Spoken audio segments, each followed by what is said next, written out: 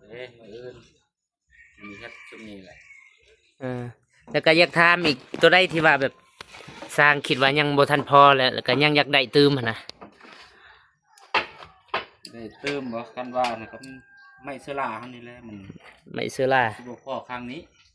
แต่ว่าสิใส่กระปดกระแป๊ดจังซี่แล้วมันก็ใส่เลยแล้วเนาะก็คือสิได้แหละเนาะคือแบบนี้แล้วมันเทิงบ่เทิงหั่นนะอย่าได้มันร้อยมันก็บ่ร้อยแล้วมันไม่เฮาตัดออกนะคืออันนี้เนาะมันบ่เสมอเนาะอยู่ทางแม่นพอในไม่พอไม่มันเศษตัวนี้ครับเอามาใส่ตัวนี้เด้อมีแต่ว่าปะก้อนตัวนี้ก็ได้สติดลูกติ่งก่อนตัวอยู่ทางนี่สิติดลูกติ่งแหละเด้อติดลูกติ่งกับตีนคือว่ามีแต่ไม้เซอร่าเนาะตัวว่าซิตี้บางตาเนี่ยหรือว่าคันว่ามันยากก็เอาไม้แป้นนั่นแหละไม้แป้นมาทาสีอันแหละก็ลอง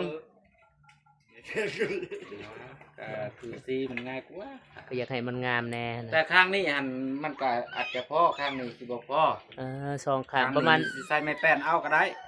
ประมาณจักแผ่นคันว่าซื้อตืมอีกกันซื้อเติมก็4 แผ่นนี่แหละพอดีตับหนึ่งเนาะแม่น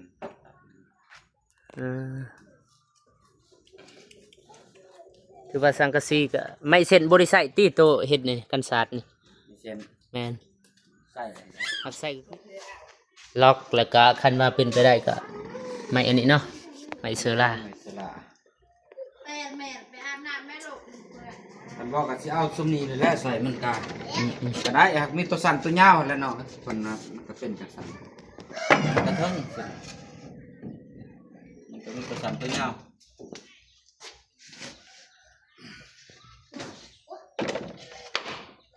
เบิ่งคันว่าผู้ใหญ่เบิ่งคลิปนี้แล้วก็มันเทื่อเพิ่นเห็นแล้วก็สิเว้าแนวใดก็เฮ็ดตามแม่นเพิ่นสิเอาไม้สิเอาซ้ำว่าเฮาแก้ไขได้บ่ว่าซ้ำนี่ซ้ำเนาะแก้เพิ่นอยู่ในเฮ็ดอันนี้บ่ลูกติ่งบ่แม่นงาม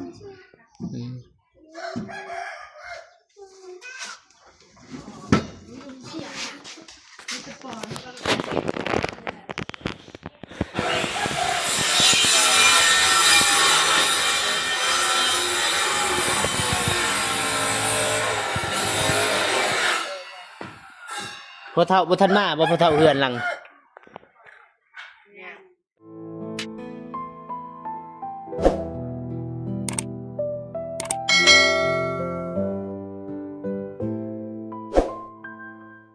โอเคเนาะพี่น้องมื้อนี้บ่าวฝนก็ได้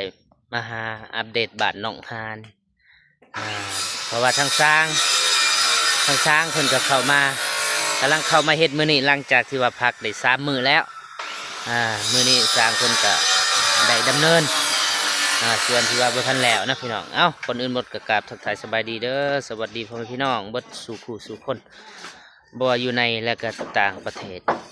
ก็ยินดีต้อนรับเข้าสู่ซองเบาฝนลาวใต้คือเก่าเบาฝนก็กำลังเดินทางมาจากเฮือนน้องบองไปส่งน้องบองแล้วก็เบาตูนไปซื้อเครื่องในตลาดนะพี่น้องหลายคนก็คือสิเห็นแหละที่ว่าคลิปเบาฝนที่ว่าไปซื้อเครื่องหรือว่าไปซื้อตู้เย็นให้น้องบองแหละแล้วก็เบาฝนก็เดินทางมาบ้านทงไว้หรือว่าเป็นบ้านของน้องฮานนะพี่น้องว่าทางหลังนี่ก็จะเป็นสร้างเพิ่นก็กำลังดำเนินเวียกนี่แหละเฮ็ดเฮือนน้องฮานเบาฝนก็หลังจากที่ว่าบ่ได้เข้ามาเป็น2 มื้อแล้วเบาฝนบ่เจ็บก็เข้ามาแล้วเพิ่นคือจะแม่นมาก่อนเดี๋ยวบ่ฝนก็สิไปถามทางสร้างเพิ่นว่าบ่เจ็บเพิ่นลงมาแล้วบ่เอาไปจะได้ก็ไปเบิ่งไปชมกันนะพี่น้องไปซื้อแนวแกะให้สร้างบ่มีหยังเนาะ M150 M150 สร้างหาน้องฮานแต่ว่าน้องฮานเพิ่นบ่อยู่เฮือนไปซักเครื่องเพิ่นว่าบ่ฝนก็บ่อยากถ่าเนาะเนี่ยฝนจะตกแหละสบายดีเด้อสร้างเด้อสบายดีสบายดีเด้อบ่สุขุสุคนเจ้าต่างดาวอะไรมาบ่เฒ่าสบายเด้อเริ่มเฮ็ดอันนี้แล้ว ให้ บ่เจ็บมากบ่ตัวสาว มา คิดว่าเพิ่นบ่มา ไปบ้านอันนี้ เป็นแหลง หาน้องดื่ม ลองเดิม มั่นใจ อ๋อ แกวไปดินแล้ว เครื่องครับ อย่าจ่อ เด้อ ตามมาเลยได้มานะ ดื่ม เอาไป เพิ่นโทรหาบ่ฟนอยู่มื้อเช้าแต่บ่ฟนบ่ทันเอ้าแนวแกะเมื่อย M150 คือเก่า ใจเข้าใจมีเปลี่ยนแปลง อืมน้องหานก็บ่อยู่เฮือน เป็นยังหานไปสุด ยาแล้วเพิ่นปะเพิ่นไปซักเครื่องบางคนก็มาโอ้แล้วเนาะตัวนี้เรียบร้อยบางตานี่ที่ว่าสร้างเพิ่นเฮ็ดมื้อนี้นี่แหละแล้วก็เลือดติดลูกติ้งแล้วคันไดแล้วก็บัดตัวนี้ได้บ่เจ็บได้เว้าอยู่บ่เกี่ยวกับอันนี้บัง กัน ยังว่ามีแต่ว่าเฮ็ดมันก็พันกับบ่อเลย ได้ได้ อยากอะไรแต่อายุหมดละ ก็เทินได้เฮ็ดแล้วก็เฮ็ดเลยตัวนี้เฮ็ดให้มันอันนี้เลยบ่มื้อหนึงสองคันว่าตั้งใจเฮ็ดมื้อหนึงก็คือสิแล้วเนาะ ประมาณนั้นเลย ก็ผู้ใหญ่เพิ่นก็ให้เฮ็ดเลยเพิ่นว่า เอ้ยมื้ออื่นมีเฮ็ดช่วงนี้แหละ แล้วก็อยากถามอีกตัวใดที่ว่าแบบสร้างคิดว่ายังบ่ทันพอแล้วก็ยังอยากได้ตืมหั่นนะ ได้เติมบ่กันว่านะครับไม่เสลาเฮานี่แหละมัน ไม่เสื้อล่า สิบ่พอครั้งนี้ อ๋อ แต่ว่าสิใส่กระปดกระแป๊ดจังซี่แล้วมันก็ใส่เลยละเนาะก็คือสิได้แหละเนาะคือแบบนี้แล้วมันเทิงบ่เทิงหั่นนะแล้วอย่าได้มันร้อยมันก็บ่ร้อยแล้วมันไหม้เฮาตัดออกนะ อ๋อคืออันนี้เนาะ แม่น มันบ่เสมอเนาะอยู่เทาง แม่นพอในไหม้พอไหม้มันเสร็จตัวนี้ครับเอามาใส่ตัวนี้ เด้อมีแต่ว่าปะก่อนตัวนี้ก็ได้สติดลูกติ่งก่อนตัวอยู่เทาง นี่สิติดลูกติ้งแหละ เด้อ ติดลูกติ้งกับตีน คือว่ามีแต่ไม้เสื้อล่าเนาะตัวว่าซิตี้บางตานี่ หรือว่าคันว่ามันยากก็เอาไม้แป้นนั่นแหละ มันแปะนำมาทาสี อันแหละก็ลองก็คือซีมันง่ายกว่า ก็อยากให้มันงามแน่นะ แต่ข้างนี้หันมันก็อาจจะพอข้างนี้สิบ่พอ สองข้างประมาณ สิใส่ไม้แป้นเอาก็ได้ ประมาณจักแผ่นคันว่าซื้อตืมอีก กันซื้อเติมก็4แผ่นนี่แหละ พอดีตับหนึ่งเนาะ แม่น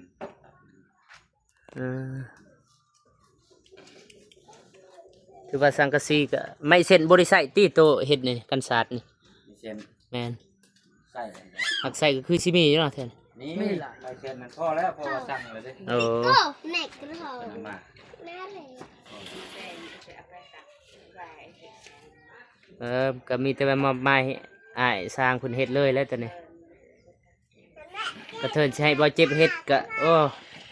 ยันออกมาแล้วก็ตกใจคันว่าบ่เจ็บก็บ่ฝนเฮ็ดบ่แน่ ถึงสิเป็นอันใดแล้ว เยอะเยอะเยอะเยอะก็เยอะ ฮะหันแล้วยังว่าพอดีอื่นน่าจะแล้วแหละ พูดยังเรืออะไรอยู่หมู่หนึ่งบอกที่ได้มือนี่สิตีอันนั้นมองเศร้าสู้ฮัทมองนัดได้กดแหละ เลย กันบอนยันพวกกิน เลย เราประมาณส่วนจะเอาดินบล็อกนี่แหละใส่ก็อีกบล็อกก็เอาไปบุกบุกก็ได้เบิ่งก่อนนี่เหี้ยอันนี้ก็ได้แหละขึ้นมาปะอยืลุมอยู่เทิงก็ได้หมด ทันใดเนาะแป๊กเอาจักขันอันนี้เสร็จจัก ขันแล้ว 7มันดีว่าเป็นสิริมงคลมา7ขันนะ ขันแล้วคลิปอยู่คู่นี้แหละ ขี่อยู่คู่นี้เนาะ 12 13เพื่อนไง กันไดนี่เขาเฮ็ดพี่บ่เฮ็ดกูนะ บ่ได้นับรวมกับบัดนี้ติ เนาะ คือว่านับรวม2คัน เฮาบ่ได้เลยรวมดอกเพราะว่าเพิ่นน่ะอยู่ดินเด้ไล่ว่าคันเหยียบโลด โดย แม่นคันไม้เฮา 7คัน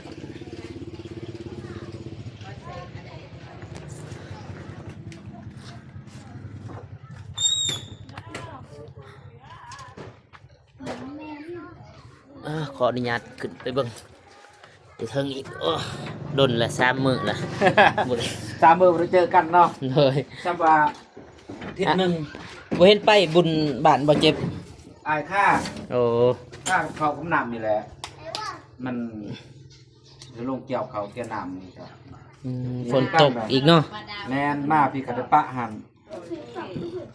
ช่วงนี้ให้ฝนอีกโอ้ย เหงาเลยกับฝนนี่ก็ได้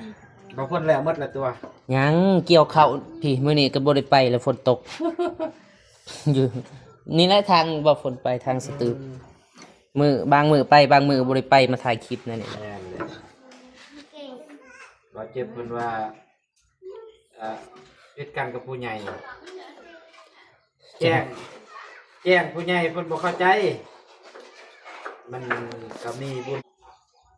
โอ้ว่านี่ติเขา แม่น เขาเองวะ เขาพวกน้อง ได้จักสอบว่ะ ร่วมหมดตรงเพิ่น47สอบมื้อเดียวมันเป็น100สอบ ป้าโท ของน้องแน่ ว่าฝนนี่เรือกินแล้วปีหนึ่ง2ปีพุ่น100สอบ แม่น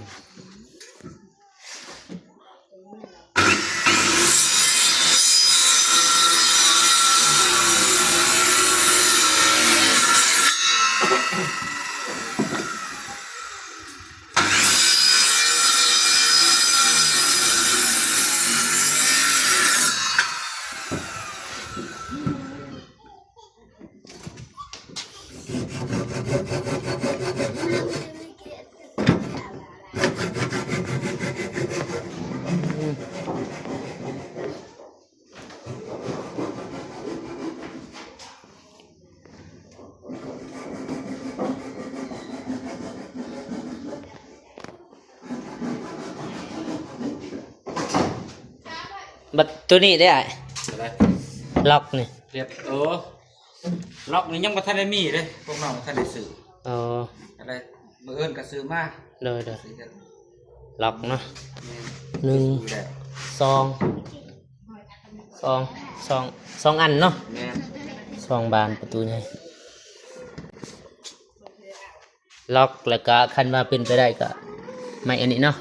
ไม่เซอร่า ไม่สละ แม่ไปอาบน้ำแม่ลูก มันบอกก็สิเอาซุมนี้เลยแหละใส่มันก็ อืม ก็ได้หากมีตัวสั้นตัวยาวแหล้วเนาะเพิ่นน่ะมันก็เป็นจังซั่นกระเทิงขึ้นมันก็มีตัวสั้นตัวยาว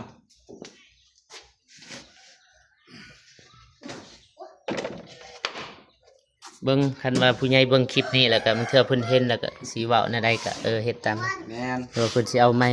สิเอาซ้ำว่าเฮาแก้ไขได้บ่ว่าซ้ำนี่ซ้ำเนาะแก้เพิ่น อยู่ในเฮ็ดอันนี้บ่ลูกติ่งบ่ แม่นไม่งาม อืม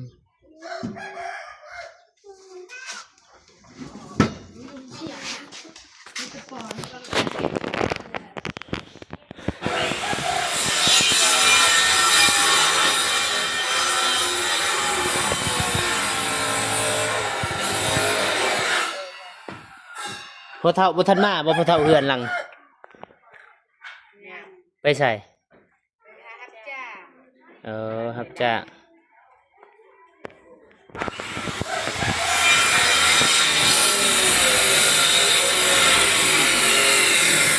แล้วก็ล็อกนี่เนาะพี่น้องลูกบิดบานประตูใหญ่นี่ประตูห้องแล้วก็ประตูนอกพุ่นถือว่ายังบ่ทันได้ใช้ที่ว่าสิ่งที่ว่ายังขาดเรือ ก็คือล็อกนี่แหละล็อกประตู2 บานกับนี่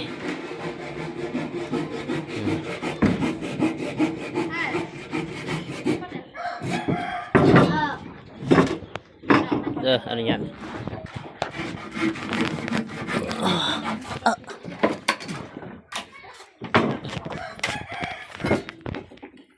มีแต่เด็กน้อยปะโตพอดีเลย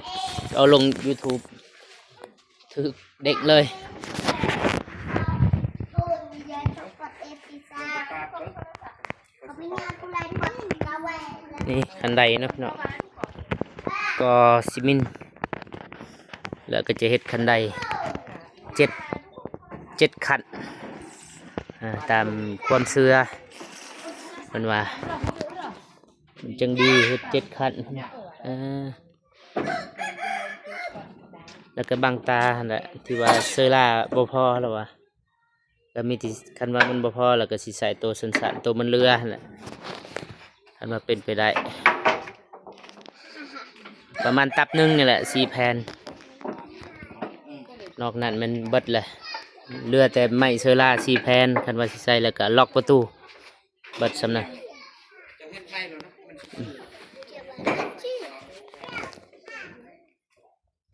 โถ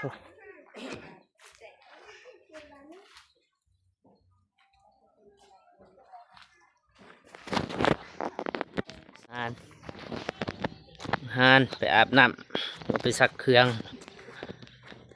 บ่ฝนมากับบ่เห็นน้องละถือว่าบ่เจ็บกับบ่เห็นเพิ่นเมื่อบ่หรือว่าเพิ่นไปลงคลิปไปตัดคลิปนี่แหละตามบ่ฝนคิดว่า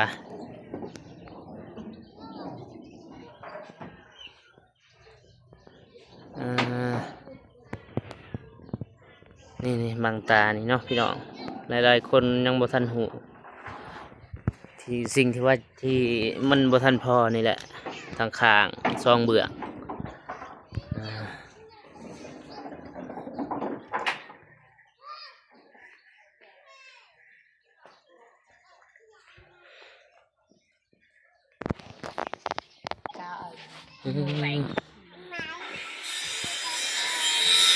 สบายดีเด้อแม่น้องทรายแม่นปะบาเตียงเราก็เคยมาทายอยู่บาเตียงเบานงเบาตูนก็เคยมาทายมาอัปเดตแม่ลูกหรือว่าน้องทรายนั่นแหละผู้หญิงแต่ว่าซื้อน้องทรายเนาะพี่น้องมันเป็นแม่ของน้องทรายเพื่อนพูดติดกันกับเพื่อนน้องซาลี่เพื่อนน้องฮานสังซีนี่พอดีเฮ็ดกันศาสตร์คันใดนี่แหละเอาใบเฮ็ดพอดีเลย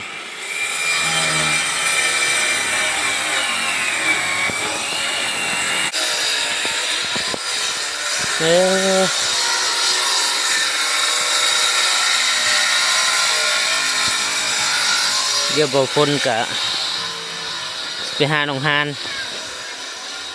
เป็นซักเครื่องบ่อยู่ไส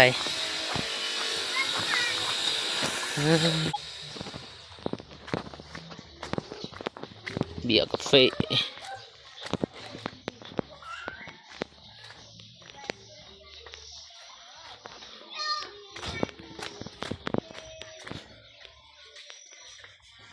โอ้น้องฮานสบายดีเด้อ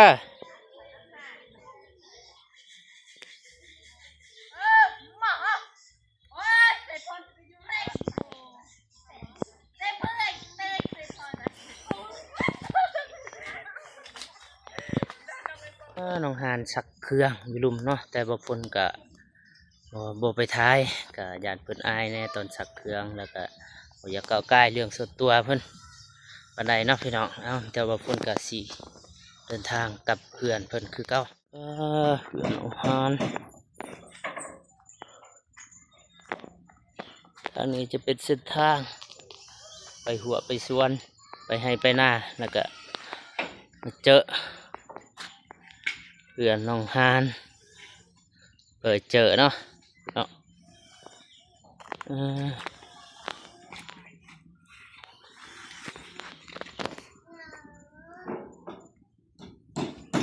เอาเบิ่งเอางามหรือบ่งามเบิ่งเอานะพี่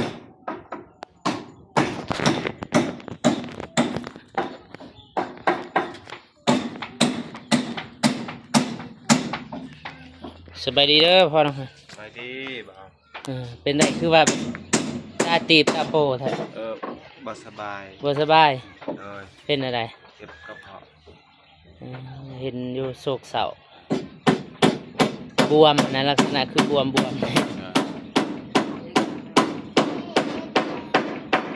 ได้ไปห้องหมอบ่ บ่ได้ไปบ่มีเงินไป อืม รถบ่มีเงินก็บ่มี เป็นด้นบ่กระเพาะน่ะ เป็นได้ดนแล้ว ได้จักปีเลย ได้10ปลายปี ก็10ปลายปีคือสิทรมานเนาะ เลย เออมาแต่หัวแต่ส่วน3-4 โมงแล้วเอ้ามีแต่ว่าบางคนก็บ่มีแนวสิช่วยดอกมีแต่ว่าภาวนาให้เศร้าไว้ไปเศร้าไว้ไป เลย ให้เศร้าอะนะบ่แม่นว่าให้เศร้าก็ให้เศร้าเศร้าเจ็บนี่แหละ เลย ทุกเลขคะแนนอยู่แบ่งให้ไปปวดแน่ เลย ถือเลขในลายเป็นตื้อตัวนี้เอาบ่ทิพย์บ่นี่รวมมันตก ที่มาตก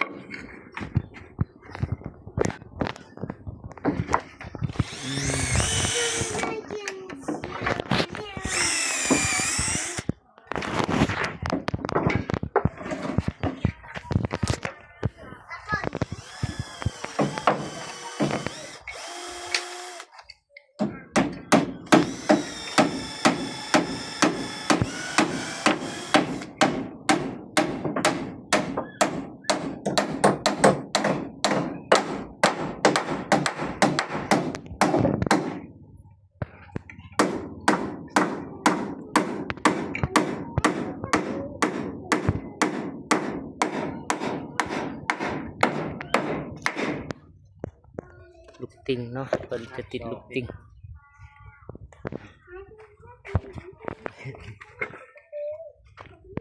มีแม่แบบเนาะขีดเอาแล้วก็ตัด พอกัน อืม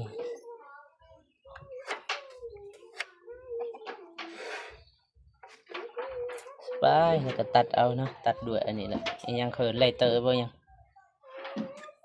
บางคนก็บ่ฮู้เอิ้นแล้วนะ ไฟเบอร์ไฟเบอร์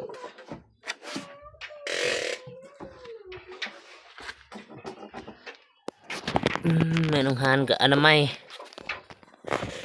เฮ็ดไปนำอนามัยไปนำจังบ่หนักเฮ็ดมือละเล็กละน้อยอนามัยมือละเล็กละน้อย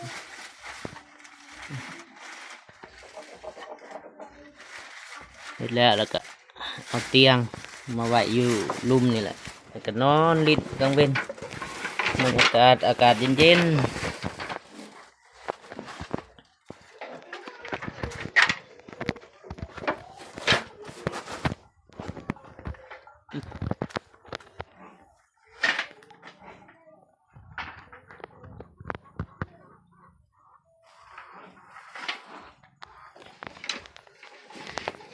ไปพี่น้องเบาฝนกับสิบห้าเบาเจ็บก่อนเด้อสร้างเด้อ เจ้าก ลับก่อนกำลังมาแต่พุ่นแต่เฮือนน้องบองเบาตูนนอนอยู่สวนเด้เพิ่นโทรหาไปส่งเพิ่นไปซื้อเครื่องแล้วก็ได้ไปแต่เสาร์พุ่นน่ะ เป็นนักการ์ตูนเหรอ แมนแล้วก็ได้แวะมานี้บัดนี้ว่าสิไปถามค่าไฟอยู่หั่นค่าไฟที่ว่ามาเฮ็ดนับแต่เฮ็ดเฮือนน้องฮานนี่แหละแต่ว่าพ่อแม่เพิ่นบ่อยู่ว่าสิไปถามเท่าใดมันถึกเท่าใดแล้วครับมีแต่ว่ามื้อหน้า ใช่ ฮะ เขาเก็บระบบ เก็บแล้วแต่เดือน10พุ่นแล้วเนาะเฮ็ดเฮือนหลังนี่อันนี้ก็เดือน11เลยเด้สิเข้า2 เดือนละ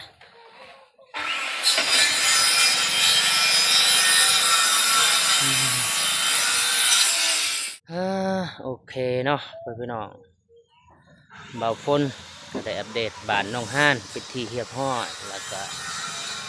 เบาฝนก็ได้อัปเดตการเฮ็ดเทือนหรือว่าสร้างขึ้นมาเฮ็ดหยังแหน่มือนี่ก็คือเบาฝนได้ถ่ายให้เบิ่งเนาะพี่น้องเพิ่นจะติดลูกติ้งแล้วก็เฮ็ดคันไดแล้วก็ตัดบางตาที่ว่าเบาฝนได้ถ่ายแต่ก็ มันยังบ่พอเนาะไหมเซอราเพิ่นว่าประมาณยังอีกตับหนึงมันจังสิพอแต่ว่าคันว่าตัวมันเศษเรือนะที่ว่าเพิ่นตัดทิ่มแล้วมาต่อใส่กันน่าจะได้เพิ่นว่าแล้วก็สิ่งที่ว่ายังบ่ทันพอเนาะแล้วก็ล็อกประตูซองบานบานห้องแล้วก็อยู่นอกล็อกลูกบิดมันก็ยังเนาะพี่น้องแล้วก็บ่ฝนก็ได้ไปหาเจ้าของเฮือนหรือว่าเจ้าของไฟที่ว่าทางทีมงานเฮาได้ไปต่อเอาในมือนั้นได้ไปติดต่อเอาแล้วก็มาใส่ไฟเฮ็ดเฮือนน้องหานเนาะบ่ฝนก็ได้ไปหาแต่ว่าทางพ่อแม่เพิ่นก็บ่อยู่เฮือนมีแต่ว่ามือหน้าอีกบ่ฝนสิเข้ามาแล้วก็จังสิไปหาแล้วก็สิไปถามรายละเอียดเกี่ยวกับไฟเนาะอีกเอ้าตอนนี้บ่ฝนก็บ่เว้าหลายใหญ่ห่างเนาะพี่น้องบ่ฝนก็สิเดินทางกับเพื่อนสบายดีพอเฒ่ามาใช่ ไว้ด้วยมาแต่ซื้อมักม่วงให้แม่เท่า โอ้ซื้อมะม่วง โดยกับอันนั้น ประกาศแม่เฒ่าอยากกินมะม่วงบ่ แม่น ให้เจ็บหัวบ่ แม่น แก่เจ็บหัวเนาะ โดย ได้ขอบใจ ใจเด้อเบา บ่าวหยัง เบาไปคน บ่าวฝนเนาะหรือว่าบ่าวสายฝน ขอบใจเด้อ ได้ขอบใจโอเคเนาะพี่น้องบ่าวฝนก็สิขอจบคลิปเพียงเท่านี้เนาะก่อนอื่นหมดบ่าวฝนก็ขอบอกขอบใจผู้ใหญ่ใจบุญFCทุกท่านเนาะที่เข้ามาติดตามแล้วก็มารับชมคลิปของบ่าวฝนแต่ต้นจนจบบ่าวฝนก็ขออวยพรให้ทั้งผู้ใหญ่ใจบุญและFCทุกท่านจงมีแต่สุขภาพความเจ็บบ่ให้ได้ความไข้บ่มีให้ร่ำให้รวยปรารถนาสิ่งใดขอให้ได้สิ่งนั้นอายุมั่นขวัญยืนเด้อสาธุเอามีแต่ว่าไปติดตามเบิ่งคลิปต่อไปของเบาฝนเนาะสำหรับคลิปนี้เบาฝนขอกล่าวคำว่าสบายดีเด้อบ๊ายบาย